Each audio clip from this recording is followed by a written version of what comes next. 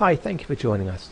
Today I'm going to demonstrate knowledge capture online, and specifically its ability to capture unstructured content from a variety of different sources.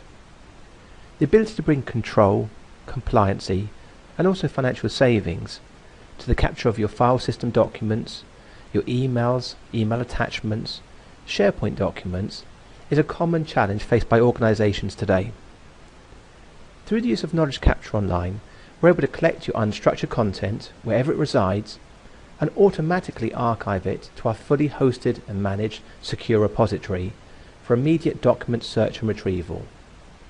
As well as providing the tools to automatically collect and archive your content, Knowledge Capture Online also provides the ability to perform file deduplication, which dramatically reduces your storage costs, file system and email stubbing for rapid document search and retrieval, plus optionally the ability to perform records management to ensure your content is archived for just the minimum and legally required period of time. Before we start, let me set the scene for today's demonstration. For today's demonstration, I'm going to focus on file system archival only. However, the tools and capabilities I'm about to show you are exactly the same and just as applicable for those Microsoft SharePoint documents as well as the emails and the email attachments. So for this demonstration I'm using the Content Collector Administration tool. Within this I define the rules and parameters by which I want to select the files and where I want to archive them. So you can set any number of these rules up depending on your content collection needs and requirements. So for this demonstration I have a collector that's been defined and it's scheduled to run always.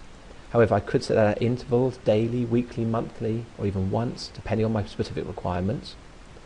I define the collection source and location. So in my example, I'm going to use my incoming directory. And then finally, I can set up a range of filters.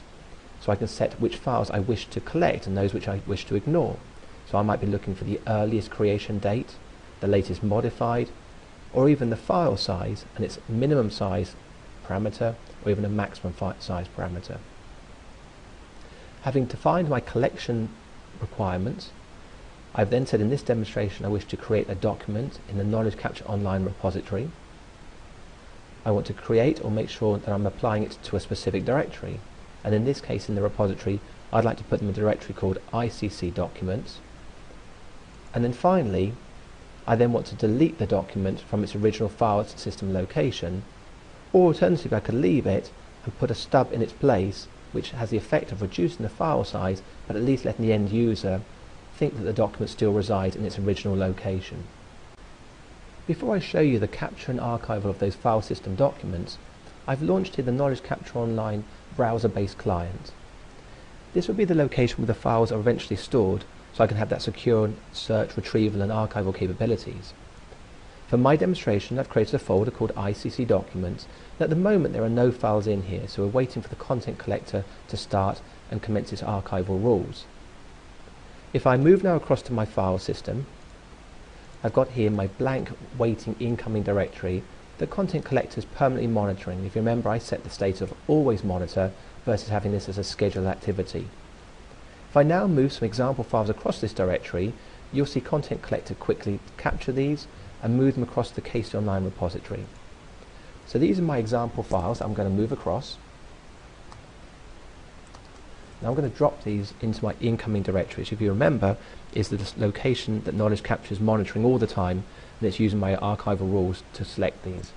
I place these in the directory, and you'll see within a few seconds those files have already gone and been moved across securely using the content collector capabilities up to the KC Online repository.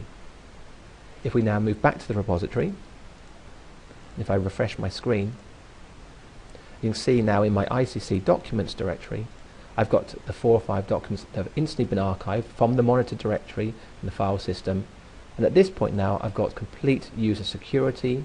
I can apply retention rules, trigger a workflow, enable simple document search and retrieval, ensuring that my document and my file systems are clean and efficient. I don't have any legal liabilities left out there, and also I can monitor and manage these centrally from the secure single hosted KC Online repository. So in summary, Knowledge Capture Online enables you to capture that rich unstructured content whether it resides in your file systems, anywhere geographically around the world, in your Microsoft SharePoint repositories, even your email servers, whether those Lotus Notes or Outlook based, and using a simple graphical user-based tool to define your retention rules and archival policies, and have those documents automatically archived in the central fully hosted and managed repository, from which secure user document search retrieval can be performed, as well as the ability to trigger a workflow and provide and perform automatically record retention and archival policies to achieve your compliancy needs. That completes today's demonstration of Knowledge Capture Online and content collection and archival.